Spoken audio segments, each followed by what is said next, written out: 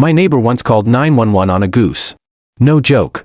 All I did was close my ranch gate to stop people from tearing up my grass, and the HOA president absolutely lost her mind. There she was, standing in the mud, dressed in a designer pink suit, screaming at the top of her lungs that I was violating her rights. Her right to trespass on my land? But hold on, it gets even crazier. While she was busy threatening lawsuits and organizing protests, she had no idea that I was sitting on one tiny piece of information that would flip this whole thing upside down. Let's just say, karma came knocking faster than a Canadian goose in attack mode. By the way, where are y'all watching from? Drop a comment below. Life on the ranch had been peaceful, until recently. Years ago, I invested my savings in Patriot Financial. My wife, who was a financial advisor, had taught me a lot about smart investments. After she passed away, I took her life insurance payout and put it to work. I had a folder on my kitchen table labeled investment papers that I hadn't opened in weeks. Turns out, that folder would soon change everything. The trouble started when I noticed fresh tire tracks tearing across my pasture. Someone had been using my land as a shortcut, and they were wrecking my grass. After having livestock stolen 3 years ago, I'd spent $10,000 on an automatic gate with 4K cameras. Today was finally the day I decided to use it. I was in my workshop when I heard a racket. Through my security monitor, I saw a hot pink Mercedes convertible parked at my now closed gate. The driver was laying on the horn like she was trying to resurrect the dead. I knew exactly who it was, Patricia Morrison, self-proclaimed queen of Meadowfield Estates HOA, located 2 miles down the road. Let me be clear, I am not part of their HOA. My ranch predates their little subdivision by 50 years. But Patricia had been using my property as a shortcut to the country club for months, and I was done playing nice. I took my time walking to the gate. Patricia was already out of her car, high heels sinking in the mud, wearing a pink business suit that could blind you. "Open this gate immediately," she screamed, jabbing her manicured finger through the bars. "I'm the HOA president." I stayed calm, which only made her more furious. "Ma'am, you're on private property. I'm not part of your HOA." Her face turned purple. "I don't care. You can't block my road." Then I noticed she had set up a small tripod and phone. Apparently, modern Karens come equipped for live stream warfare. "This isn't your road, Patricia. This is my land. You've been trespassing and ruining my grass. The party's over." She started kicking my gate with her designer shoe, yelling, "I'll sue you. I'll put you in jail. You don't know who you're messing with." That's when Honk Norris made his entrance. My 20-pound Canadian goose heard the noise and came charging with wings spread, honking like a feathered banshee. Patricia's eyes went wide. "Help me," she shrieked into her phone. "This monster has a killer goose." She scrambled back toward her car, makeup running, heels flailing, as Honk Norris stood tall and proud at the gate like a feathery bodyguard. Her tripod caught everything: Patricia, trembling behind her door, versus the goose of legend. Within 48 hours, the video hit 2 million views, HOA president versus guard goose. Before she drove off, she pointed at the camera with trembling fingers and screamed, "I know about the burial, Bob. Wait till everyone finds out what you're hiding." I stood there, genuinely confused. What burial? But she was already speeding away in reverse, kicking up mud and dust like a lunatic. I turned to Honk Norris. "Well, buddy. I think we just made an enemy." But something about her words stuck with me. She looked deranged, sure, but there was something else, a twisted confidence. It didn't feel like one of her usual tantrums. It felt strategic. That night, I pulled out the investment papers. If Patricia actually tried to sue me, I'd need to be financially prepared. As I flipped through the quarterly reports, my phone buzzed with notifications. The video had gone viral. Comments flooded in. "Team Goose. Karen got what she deserved. Is the goose available for private security?" I chuckled, but those last words of hers echoed louder than the rest. "I know about the burial." Could she be bluffing? Or was there something I didn't know? The next morning, at exactly 6 a.m., someone slammed on my gate. I checked the camera. There she was again. Patricia. Fresh pink outfit. This time with a bedazzled baseball bat. Of course, her tripod was set up again. "Day 2 of being terrorized by my neighbor," she screamed into her phone. "Bob Henderson thinks he can imprison me with his illegal gate, but I have evidence of his crimes." I made coffee. When I finally strolled outside, she was red-faced and unhinged. "Good morning, Patricia," I said calmly. That only made her scream louder. "Don't you good morning me. I've been up all night. This gate violates HOA regulations." I took a long sip of my coffee. "I'm not in your HOA. Everyone is subject to HOA authority. It's the law." She kept checking her phone to make sure her followers were watching. Patricia, I said, my property line starts 10 feet behind this gate. You're trespassing. And filming yourself committing vandalism? Not a good look. She smirked like a villain in a soap opera. You think you're clever. But I know your secret. I've already emailed my lawyer about your illegal burial ground. I blinked. Patricia, this is a ranch. The only things buried here are a couple of dogs and a goat. Maybe a chicken. But she wasn't listening. She was already marching to her car, yelling over her shoulder, check your email, Bob. Check your email. I went inside. Sure enough, 47 emails from Patricia, all between 2 o'clock and 5 a.m. Subject lines included. You can't hide the truth. The HOA knows everything. And my personal favorite, geese are not above the law. That's when my phone rang. It was Marcus Thompson, VP at Patriot Financial and a close friend. Yo, Bob, you're going to want to sit down for this, Marcus said, chuckling. Remember that distressed mortgage fund you invested in? Yeah. Well, we just bought a batch of non-performing loans, and guess whose name came up? Patricia Morrison. 1847, Meadowfield Drive. She owes $300,000 and hasn't made a payment in 6 months. I nearly dropped my mug. Wait, that Patricia Morrison? The HOA president trying to sue me? Yup. And guess what? You're the biggest investor in the fund. Technically, you own her debt. I grinned. Marcus, send me the paperwork. You should give that goose a medal. Patricia screamed, stomping back to her car. This isn't over. She jabbed a finger in the air. My daughter Ashley is flying in from California. She's a senior paralegal. I thought you said she was a lawyer, I replied. Patricia's face flushed. She's practically a lawyer. And she's going to destroy you. Just then, my phone buzzed. It was Marcus. Bob, you're not going to believe this, he said. Patricia just tried to take out a $50,000 cash advance on her credit cards, all declined. She also applied for 6 personal loans in the last hour. All rejected. Her credit score just hit double digits. I put him on speaker so Patricia could hear every word. Thanks for the update, Marcus. How many days until her next payment is due? 25 days, buddy. Tick-tock. Patricia let out a scream so loud, I think it scared birds 3 counties over. As she peeled out, she yelled out the window. I'm hiring the best lawyer in Texas. You hear me? The ranch killer is coming for you. After she left, I strolled down to the pond. Honk Norris was still celebrating his victory. I fished out the wrecked drone with a pool net and found Dylan's business card taped to it. Kid Karen, freelance investigator, gamer, content creator. That evening, just as I was finishing dinner, my phone buzzed again. Dylan had already posted the footage. Title, Crazy HOA Karen hired me to spy, goose attack drone gone wrong. It had 100,000 views in 2 hours. The comments were pure gold. That goose is the real MVP. Patricia needs therapy, not a lawyer. I'm starting a Honk Norris fan club. But the best part? Ashley Morrison herself commented, Mom, I'm flying home tomorrow. Please stop this before you make it worse. Patricia's reply? My own daughter is a traitor, just like your father. I just sat back and smiled. Patricia thought she was escalating things. All she was doing was digging her own grave. And the best part? She still had no idea what was coming. I refreshed the mortgage documents on my screen. 25 days and counting. This war was just beginning. But I had 3 secret weapons Patricia hadn't counted on. Patience. Legal rights. And a goose named Honk Norris. The next morning, I woke up to find a luxury car parked outside my gate. The license plate? Winner 100. Next to it stood a man in an expensive suit that looked like it cost more than most people's cars. And next to him? Patricia. Practically vibrating with excitement. This is Randy Sterling, she announced, as if unveiling a superhero. The ranch killer. The best lawyer in Texas. I sipped my coffee and did a quick search on my phone. Turns out, Randy Sterling isn't even a real lawyer. He's a paralegal who got fired from 3 law firms for impersonating an attorney. His perfect record? 0 wins, 45 losses, all in small claims court.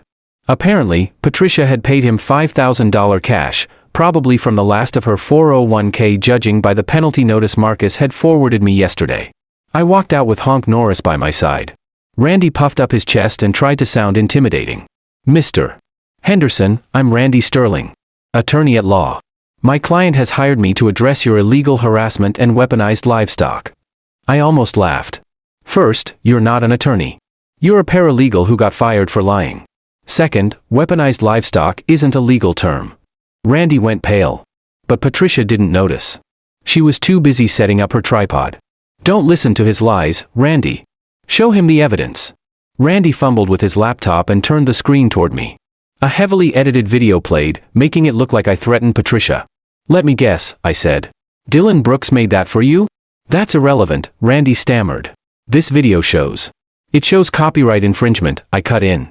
That's footage from my private security system, edited without permission. That's evidence tampering, a felony. Also, according to the State Bar website, your real name is Randall Steinberg, and your license is suspended. Patricia's face turned purple. Randy, you said you never lose. I don't. Randy squeaked. I mean, I haven't, it's just a minor setback. That's when El Diablo entered the scene. My prized rooster.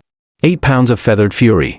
He strutted around the corner, locked eyes on Randy's shiny shoes, and decided. War. With a crow loud enough to wake the dead, El Diablo launched himself spurs first. Get it off. Get it off. Randy screamed, dropping his laptop and running in circles. Patricia tried to film it, but she was laughing too hard. The laptop cracked open on the ground, revealing files titled, Fake Video 1. Edited Photo Show Client. I calmly picked it up. Patricia, your lawyer, just trespassed, attempted fraud, and tampered with evidence. All caught on my security cams. Randy, now featuring several stylish rips in his $1,000 suit courtesy of El Diablo, sprinted back to his car. I quit, he yelled. You're insane. I'm keeping the $5,000, for pain and suffering. You can't quit. I paid you. Patricia screeched. Sue me. Randy shouted back as he peeled out of the driveway. Want the next part of the story? Comment, honk Norris forever, and tag someone who needs this chaos in their life. The HOA war isn't over. Not by a long shot. But with Dylan's drone footage, Marcus's paperwork trail, Ashley's betrayal, and a rooster who fears no man. Patricia never stood a chance. Ashley turned to me, brushing a loose strand of hair behind her ear like she was about to take depositions in stilettos. Mr. Henderson, do you happen to have a copy of the HOA bylaws and mortgage notices? I'd like to document everything before we proceed further. Already emailed to you, I replied, nodding toward her phone. Check your inbox. Ashley scrolled for a moment and then sighed again, this time with the weary resolve of someone who just realized they'd inherited not land, but a legacy of lunacy. Behind us, Patricia was pacing in the driveway, still live on her daughter's account, shrieking about deep state conspiracies and accusing El Diablo of being an FBI surveillance agent in disguise. El Diablo, Ashley muttered, glancing at the rooster, is more qualified to practice law than Randy Sterling. At that moment, a sheriff's car pulled up. Deputy Klein stepped out, chewing gum like he was on lunch break and dealing with this circus for the 4th time this week. Morning, Bob, he nodded to me. Ashley Morrison? She stepped forward. Yes, sir. We received a formal complaint, fraud, trespassing, misuse of HOA funds, and something about a weaponized rooster. He squinted at his notepad. That's me, Ashley said, holding up her phone. I've got all the proof right here, including the stolen HOA funds and forged documents submitted by Randy Sterling. Patricia lunged forward. It's all lies. I was trying to protect the community. Bob's got secrets, he's hiding something underground. Ashley calmly pointed at the pet cemetery signs, 2 cats, 3 dogs, and a goldfish, Mom. It's not the Illuminati headquarters. Deputy Klein looked unimpressed. Ma'am, he said to Patricia, we'll need you to come with us for questioning. You can't do this. Patricia shrieked, clawing at her designer knockoff purse. I am the HOA. Actually, Ashley said, holding up an email on her phone, you were unanimously voted out yesterday during an emergency meeting. The new president is Mrs. Delacroix. She baked banana bread for everyone. As Deputy Klein guided Patricia to the patrol car, she wailed, I'll be back. I'll sue every last one of you. Even the chicken. El Diablo fluffed his feathers proudly, let out a victorious caw, and strutted up to her like he was posing for a magazine cover. Ashley exhaled, finally. Sorry about all this, Bob. I'll make sure she gets the help she needs, and pays every cent she stole back. No worries, I said, patting El Diablo on the head. You know, not everyone can say they fought off fraud with a rooster and a goose. Ashley cracked a smile. You ever thought about turning this whole thing into a documentary? I looked out at the peaceful ranch, the drone wreckage in the pond, the feathers floating in the air like confetti, and the viral video still climbing in views. Already in the works, I said. I've got the perfect title. Ashley raised a brow. Yeah? Honk Norris and the rise of the ranch killer. Of completely mundane activities, me planting tomatoes, waving at neighbors, even brushing Honk Norris with a soft broom. One officer reportedly said, "I've seen serial killer walls before, but this one is about composting." The USB labeled Operation Destroy Bob? It was just as dramatic, and as empty, as Patricia's legal arguments. Turns out, the infamous 40 hours of evidence were nothing more than grainy, zoomed-in videos of me closing my mailbox, captioned, "Tampering with federal property." Footage of El Diablo flying, captioned, "Bioengineered surveillance bird." One painfully long video of me sitting in a rocking chair reading a book, labeled, "Dark Rituals at Dusk." The DA's office took one look and laughed. Literally. They issued a statement the next morning saying, "There is no credible evidence of wrongdoing by Mr. Henderson. We encourage Ms. Morrison to seek psychological evaluation and cease her campaigns of harassment." The town, meanwhile, had already turned Patricia into a meme. Ashley officially filed for power of attorney that week and announced her mother was entering a psychiatric rehabilitation program for her own safety and the safety of others. She also revealed that she was working with a lawyer to return the stolen $15,000 to the HOA and personally apologize to every neighbor in person, complete with a hand-delivered pie. As for me, I woke up the next day to find a package at my gate. Inside was a small wooden plaque. Burned into it were the words, "Bob Henderson, Slayer of HOA Dragons." I mounted it above my porch with pride. El Diablo squawked approvingly. Honk Norris fluffed his feathers and strutted across the lawn like he owned it. Peace, finally, had returned to the ranch. But I keep one camera pointed at the horizon, just in case Patricia Morrison ever escapes rehab. Receipts showing she'd spent over $30,000 on her vendetta and a journal filled with increasingly unhinged plans. To destroy Bob Henderson. The journal's last entry, written in red ink, simply said, "If I can't have my house, he can't have his peace." Dorothy Baker summed it up perfectly when reporters asked for comment. Patricia Morrison started as a neighbor who maybe cared too much about rules, but somewhere along the way she became everything she claimed to fight. Against a bully, a thief, and a threat to our community. As I watched the news coverage that night, I felt a mix of satisfaction and pity. Patricia had brought this on herself, but watching someone completely self-destruct was never pleasant. I had a feeling tomorrow's court appearance would be the final act in this bizarre drama. I looked at the mortgage documents on my desk. 15 days left. Patricia had spent everything on lawyers, investigators, and protests, but hadn't paid a cent toward her actual debt. The irony wasn't lost on me. In trying to destroy me, she destroyed herself. My phone buzzed with a text from Ashley. "Mr. Henderson, I'm so sorry about everything. Whatever happens tomorrow, please know that not all Morrisons are insane. P.S. Mom's USB is just 40 hours of her talking to herself about her theories. Dylan and I watched it. It's basically a video diary of her mental breakdown." I texted back, "Take care of yourself, Ashley. Your mom needs help, not enablers." As I headed to bed, I noticed Honk Norris standing guard at the gate, the stolen megaphone still in his possession like a trophy of war. Tomorrow would bring either resolution or complete chaos. Knowing Patricia, probably both. You won't believe what happens in court tomorrow. What do you think is really on that USB? Drop your theories. Below the courthouse was absolutely packed. Word had spread about the HOA Karen versus Goose Rancher case, and apparently half of Texas wanted to witness what the local news was calling the trial of the century, or at least the week. Patricia arrived in what could only be described as her final form, wearing a bright yellow chicken costume complete with feathers and a beak. Her strategy, as she loudly announced to anyone who would listen, was to show the judge what it feels like to be victimized by poultry. Randy Sterling had refused to represent her after the El Diablo incident, so Patricia was representing herself. She'd set up a full presentation with a projector and everything ready to present her evidence. Judge Harrison, no relation, took one look at her outfit and sighed deeply. "Miss Morrison, this is a court of law, not a costume party. Please remove that outfit."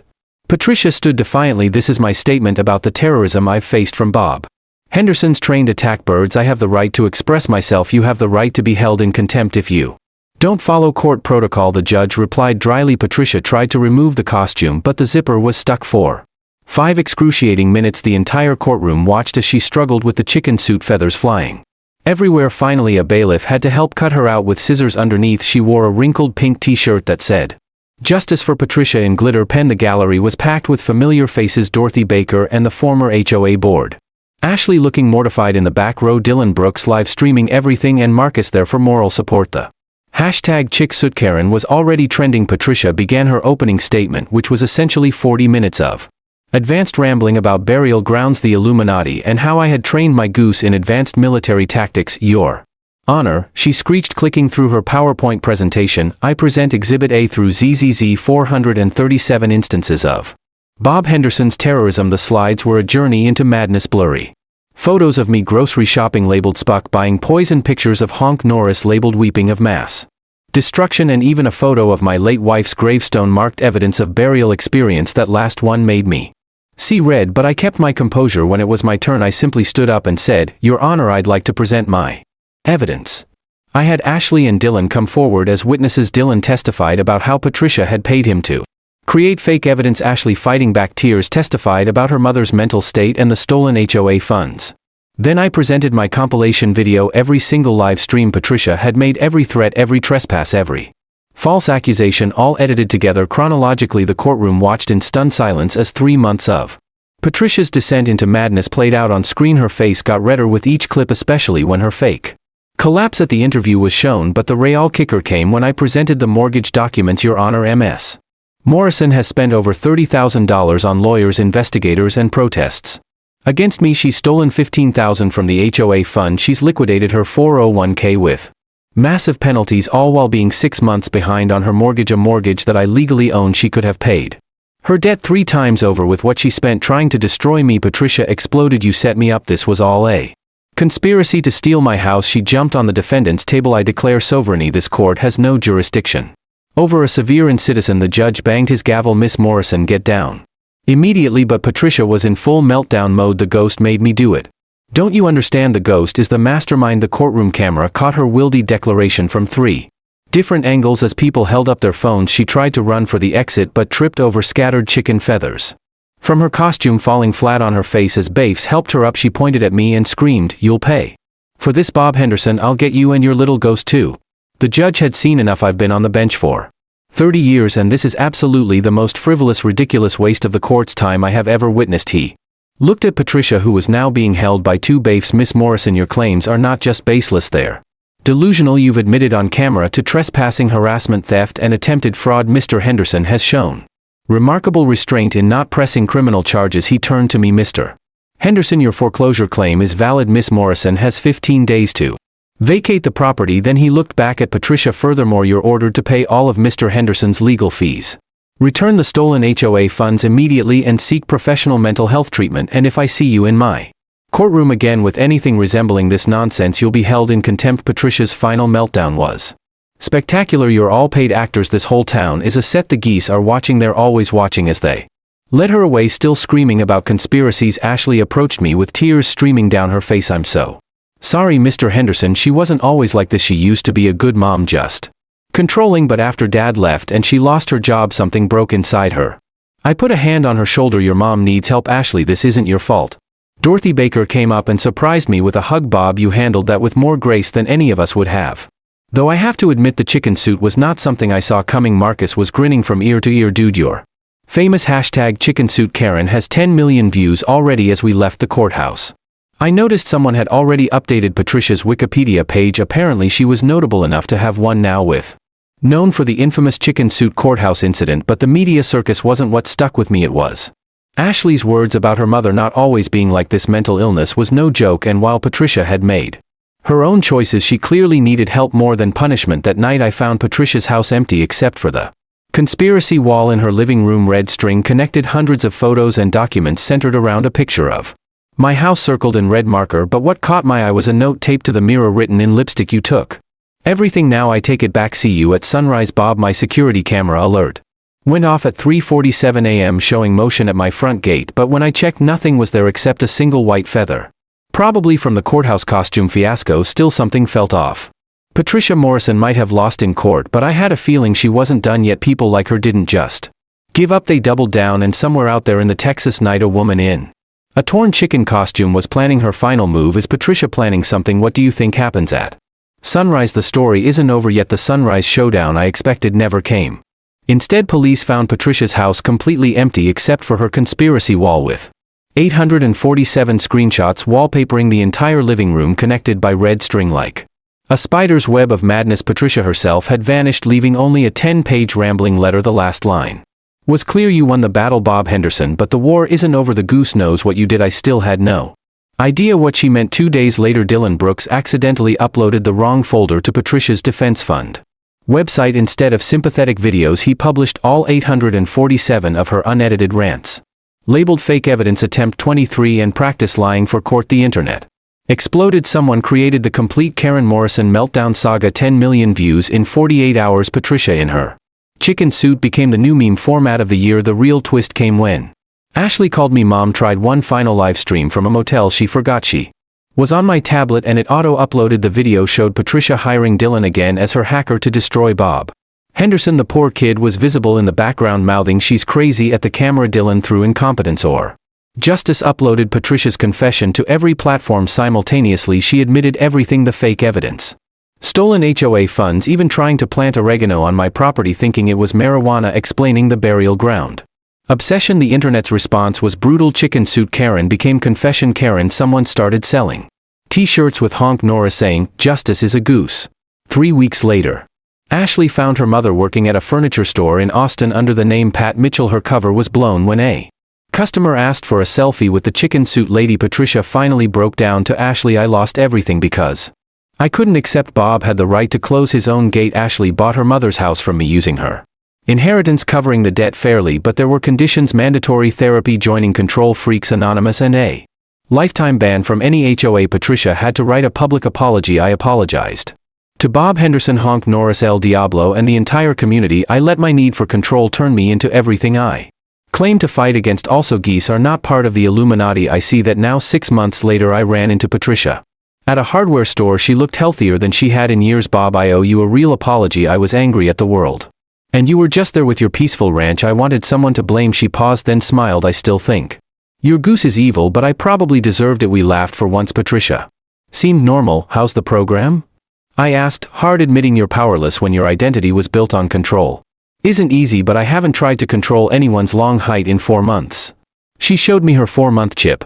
Ashley had started Karen's for Recovery, helping people with control issues. Patricia became an unlikely spokesperson, even giving a TEDx talk how a goose changed my life. She donated half her speaking fees to goose rescue organizations. "I owe the species an apology," she said. "My ranch returned to peace, though it became a minor tourist attraction." Honk Norris got his Instagram account with 500,000 followers managed by Dylan, who needed stable work. Dorothy Baker and I started dating, bonding over surviving Hurricane Patricia. The gate now sports a sign protected by Honk Norris: "No Karens allowed." Patricia, you're reformed. You can visit. 1 year later, Patricia took me up on that offer. She brought cookies and apologized to Honk Norris personally. The goose only chased her a little bit as she left. She said, "Bob, I spent so much time trying to control everything I forgot to actually live. Thank you for stopping me."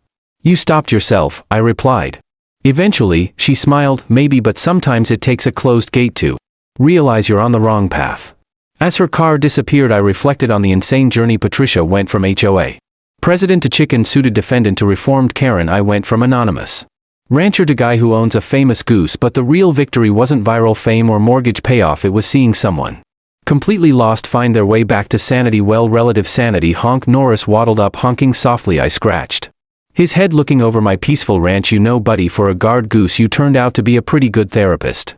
He honked in agreement, then returned to patrolling, because even in victory, vigilance is important. You never know when the next Karen might appear. But whatever came next, we were ready. The gate was strong, the mortgage was paid, and somewhere in Austin, Patricia Morrison was learning to mind her own business one day at a time. What a wild ride. Comment if you think Patricia really changed or if Honk Norris should stay on guard.